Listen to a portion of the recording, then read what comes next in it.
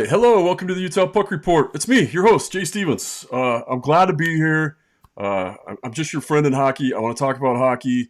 And of course, I want to talk about the Mammoth, but we got to go back to our roots, man. I got to keep in touch with the Utah Grizzlies, even though they don't like me this year because I broke the story about them being sold. And we're all heartbroken about them being sold. But one of the first things I thought of when I found out they were being sold is I was like, man, that's going to suck for so many of us. But the ones that it's really going to hurt is the Booster Club, the Growlin Grizzlies Booster Club. You guys have been so amazing. Cassi and Sid, you guys, first off, tell us a little, Sid, we'll start with you. Tell us a little bit about what you do in the club and what the club does for the team. So I've been the president of the Booster Club for probably 5 years now. Basically, we're just a player-focused organization. We help set up the apartments. When they get here, there's nothing in the apartments basically. So we load them up with, toilet paper and dish soap and, all the amenities that they might need. We then, during the season, when they have back-to-back games like Friday, Saturday, we feed them after the Friday night game so they don't have to go searching for dinner. And then we have a couple of events during the year where the boosters get to hang out with the players and get to know the players a little bit. And then we also have an adopt a player program where the booster gets to adopt them and give them a care package once a month, which is a hugely popular and fun program. It's great. Yeah, I think I've told you before, and I shared the thing from the union, the statement saying how they're needing more money for the players, they need more support, they need more time off for the players.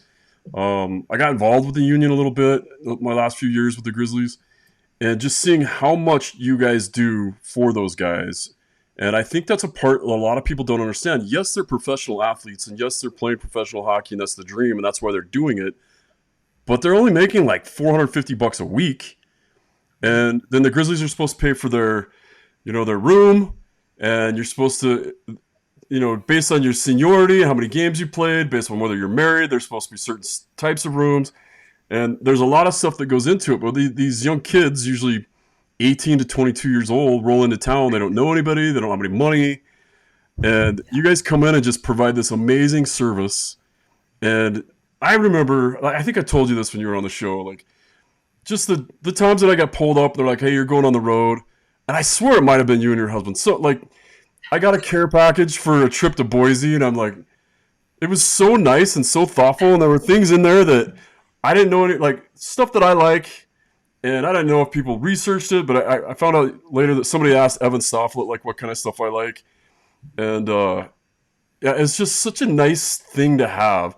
And when I was in my late 40s at that point, and I was like, it meant a lot to me. I was like, this is a nice little care package. Like those things really matter. They really help for these kids, and they're away from home too, which they've all played juniors in college, so they're away from home before. But it's just that nice little added touch that you guys do. And then Cassie, tell us about like what's your role in this, and then how did you get involved in it?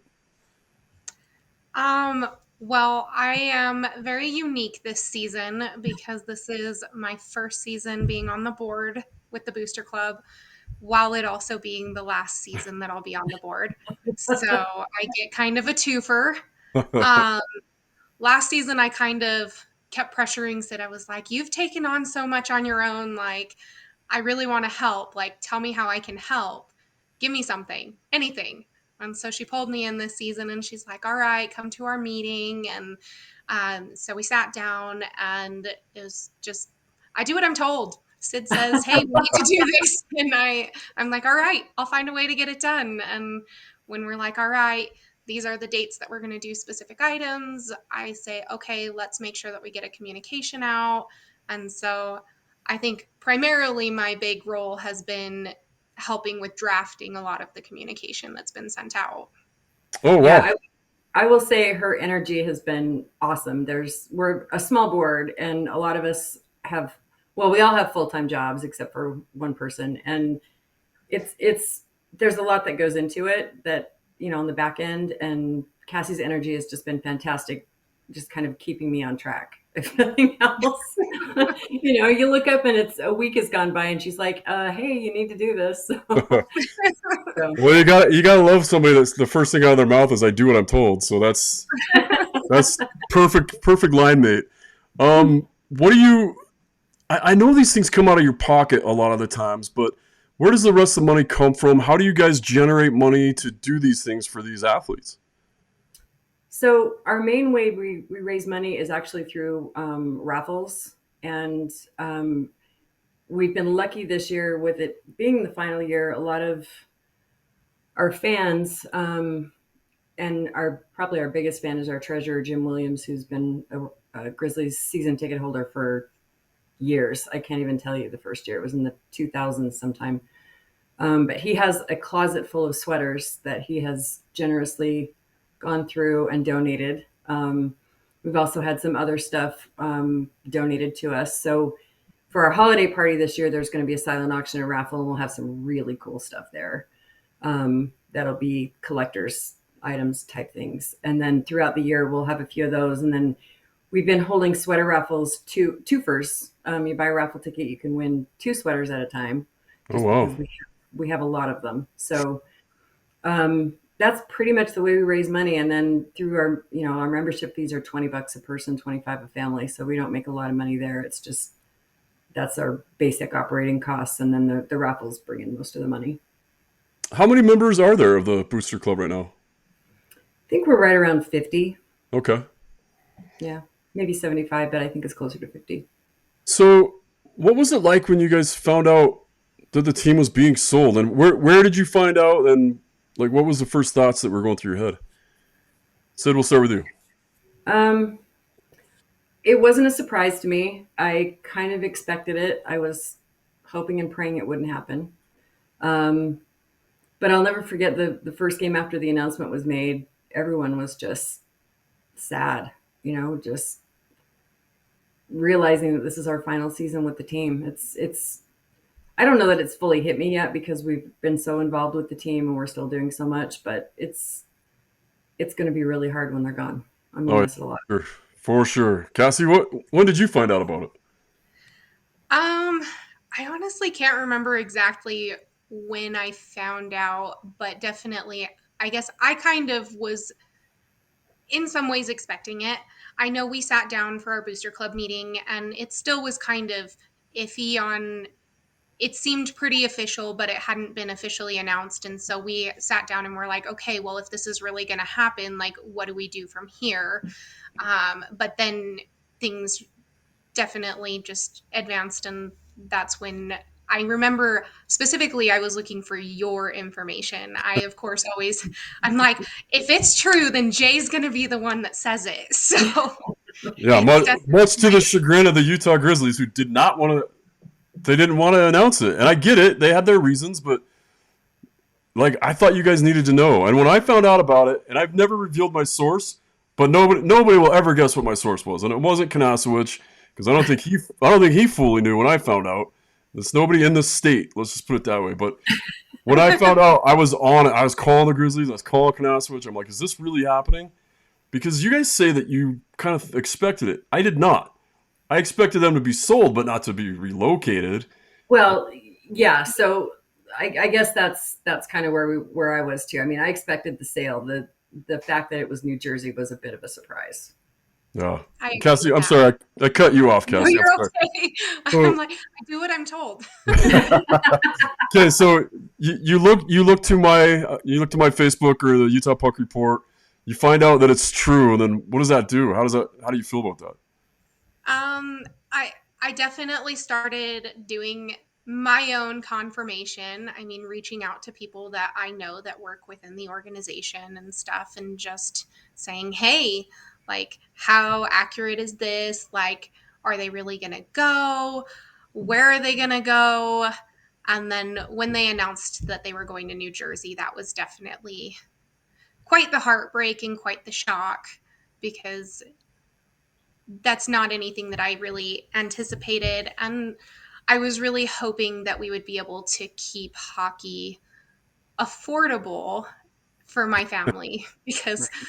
as we were talking about earlier, like my son plays, my husband plays. They've been trying to get me to play, and I'm like, if I'm forking out all the money for all of us to play, I still want to be able to see really good hockey at an affordable price.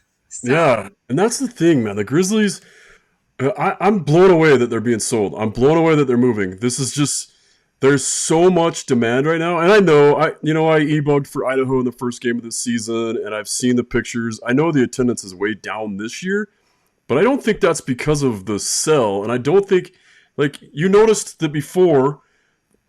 There's a rumor that the NHL is coming, and there's more people in the stands for the Grizzlies. And then last year, the NHL is here, and there's more people in the stands. Hockey is hot in Utah right now. And like we were talking about, like 2 years ago, 3 years ago, I had 6,000 people listening to this podcast. And now it's skyrocketed. And it's not because I'm like the best podcast host. It's just because hockey is skyrocketing in Utah. And so to me, I'm just blown away at the timing of all this. It just seems like wait another year. If you're the Elmore Group, wait another year and see what happens. Somebody else is going to buy it, and they can keep it in that Maverick Center, and they can do renovations there, get ready for the Olympics or whatever else they need to do. All the other rumors that are going around, but it just blows my mind. So what's next? How do you guys handle this? You guys have a big event coming up. You're trying to raise more money. Tell me more about what's going on with that. So our holiday party is this coming Monday. It'll be held at the Maverick Center in the banquet room with the team and Booster Club members. If you want to join, hit us up through our Facebook page, which is the Growlin Grizzlies Booster Club, and we'll see if we can fit some more people in on Monday, although our account, I think, is due shortly, but we can see what we can do. So that's kind of a big fundraiser for us. A lot of it, frankly, goes to pay for the dinner because we pay for the team. Yeah. So anything on top of that, is extra money for us. But honestly, the team dinners we do throughout the year are all potluck by the boosters. So our boosters donate food for those Friday night meals or back-to-back game meals. And if we have any extra money, it would be nice to be able to maybe cater one or two of those instead of asking our fans to bring in food from home. The players kind of like it when we cater too. They feel a little special when they get a catered meal. But anything left over, we'd like to find an organization to support hockey somewhere, nonprofit that helps kids get involved or people who aren't exposed to hockey. I don't know. We'd like to find a nonprofit that supports hockey and donate whatever's left over. Yeah, I knew that was kind of the plan. I was wondering, that was one of my questions too, is have you figured out, like, was it going to go to the junior Grizzlies or was it going to go to Don Korth and his thing, or you're just still looking for I don't even know that we haven't, Cass, do we have any really good leads at this point? I don't know that we've found our list yet. I think the biggest lead was who you had recommended. I think you said Don Crouch, Don right? Korth. Yeah, Don Korth. The Rebels Foundation, yep. And so that one, even on like all of the Utah hockey parent pages, he's always the first person that everybody is like, Okay. if somebody's looking for sticks, go see him. Yep. And so when you had suggested him, I was like, yeah, that sounds like a really great option. But the other part is us figuring out the technicalities because we are a nonprofit. And so trying to make sure that we do the right thing and handle that transition correctly. And as Sid was saying, we're all volunteer based. So doing all of that and trying to figure out all the legalities. Yeah. It's like, this isn't our specialty. So we want to make sure that we do it right. And so we've got to make sure that wherever it goes, it's definitely got to benefit our local youth hockey because ultimately our goal has always been to support our Utah hockey in general, whether it be the Grizzlies or in this case, it would hopefully go somewhere that's going to benefit the future of hockey here in Utah. Yeah, for me, I think Don Korth's a great option. And for those that don't know, Don Korth, a former firefighter, former Salt Lake County firefighter like myself. Well, I'm still, but anyway, he goes around. Like, he's been coaching forever. He's been involved with hockey forever. He's just a great guy. And he goes to all these other rinks and he does these gear swaps, basically. Come drop off all the stuff you have in your garage. See if he has something newer.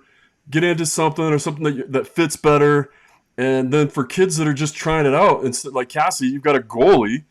Like if your goalie's just trying it out, you don't want to go drop $4,000 on goalie gear, which $4,000 is basically what it's going for now. Oh yeah. And you don't want to drop $4,000 and have your kid play 2 games and be like, no, I don't like it. So you can go to a guy like Don Korth and he'll get you gear and get you in it, and that's his whole thing, is just getting more and more people into the game. So yeah, I think that'll be a great choice. I'm sure whoever you guys go with will be well thought out. Okay, so this Monday night, that's the 8th, right? Monday night the 8th. Yes. Yep. And how do people? Did you say already how they get signed up? Is there a website? The best thing to do is message us through our Facebook page. It's the Growlin Grizzlies, Growlin with no G, Growlin Grizzlies Booster Club. And just send us a message through there, and we can address messages. We have a website, but it's not working very well. So Okay. And like I said, you guys do amazing work, and it's always so good. And if you're somebody that's never really been exposed to minor league hockey or to what the booster clubs mean to these kids, now would be a great time to, like, everybody wants to be involved with everything the Mammoth are doing. Those guys are making hundreds of thousands, if not millions of dollars. Come check out what these guys are doing for the Grizzlies. These are also professional athletes, just on the other end of the scale. This is the second tier hockey, so this is AA hockey. Guys that played with Mammoth players in college or in juniors, but they're just not making the money. And you can go and you can meet them, you get to skate with them, you get to feed them dinner. I'm going to reach out to Jersey Mike's and see if I can't I know Jersey Mike's and maybe even Legends. Those are hockey people. I'll reach out to, I'm really good friends with the Cotton Bottom. Maybe I can get them to throw in some garlic burgers and try to get some. Yeah, let's get some of these meals sponsored. Those are just great hockey people that I know that I think will jump right in and help out. I know Jersey Mike's has a lot in the past, so Fantastic. we'll get those guys in. But if you're somebody that's listening to this for the first time, jump on the Growlin Grizzlies Booster Club Facebook page, get signed up, come check it out on Monday. See what it's all about.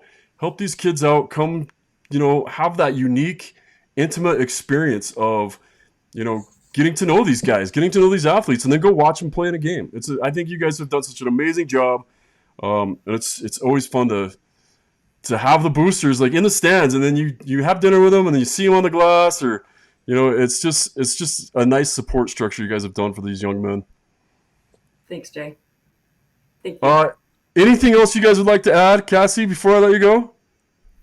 Well, I guess just either you can reach us on our Facebook page. We've got quite a few of us that are active on there, or come to a game. Definitely come see us at the top of section 119. That's where we have all of our raffles. That's where we display which jerseys are up for raffle during that homestand. Talk to somebody that's at the booth, and we'd be more than happy to answer any kind of questions or anything like that, whether it's at the booth or through our Facebook page. We want to have everybody enjoy this final season as much as we possibly can.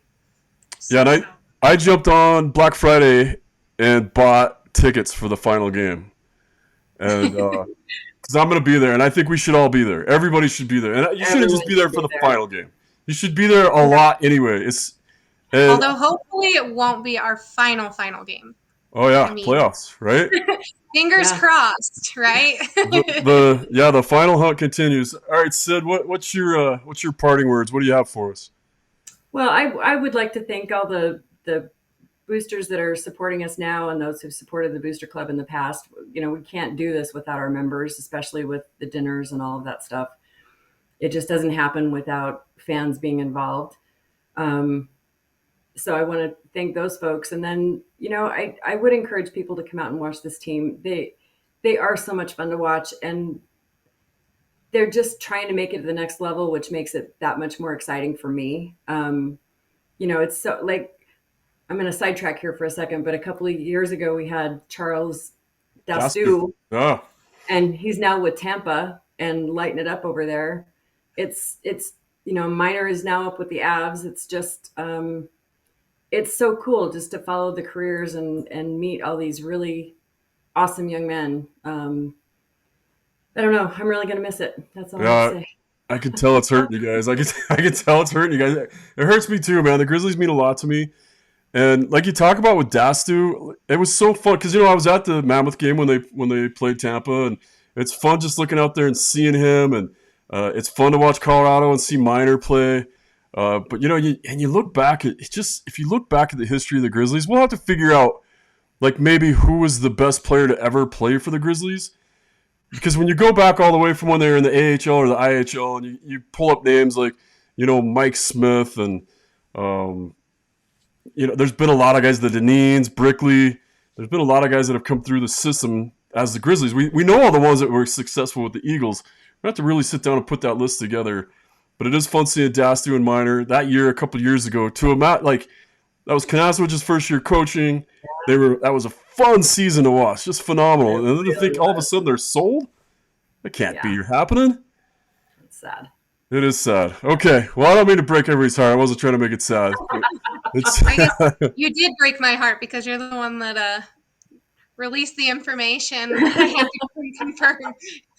Yeah, that part's my fault, but I didn't sell the team. I just wanted everybody to know it was happening, and it's not the Mammoth's fault. Everybody blames the Mammoth. It's not the Mammoth's fault. No, not at all. Not that really matters. It's just this is just bad timing on some ownership. They should have waited. It's not my money, so it's easy for me to say they should have waited. But I just thought something better would happen, and I truly believe, like I said before, I don't think that building's going to be empty for long. It's too perfect for hockey. It's a gold medal building, literally, and it just seems to me like something else is coming. And I know, like you said, hockey numbers are through the roof right now, and it's something more's coming our way. Fingers crossed, right? Fingers crossed. Fingers crossed. All right. Reach out to the Growlin Grizzlies Booster Club. They're a phenomenal organization. Go have some fun. If you haven't done it before, or if you've done it before, or if you've been thinking about doing it, now's your chance. You're running out of time. So jump on board, try it. It's a lot of fun, and the guys really appreciate it.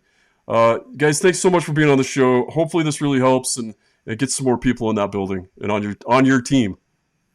I really Thanks, hope so. Jay. Thanks for having us. All right. And that is the Utah Puck Report.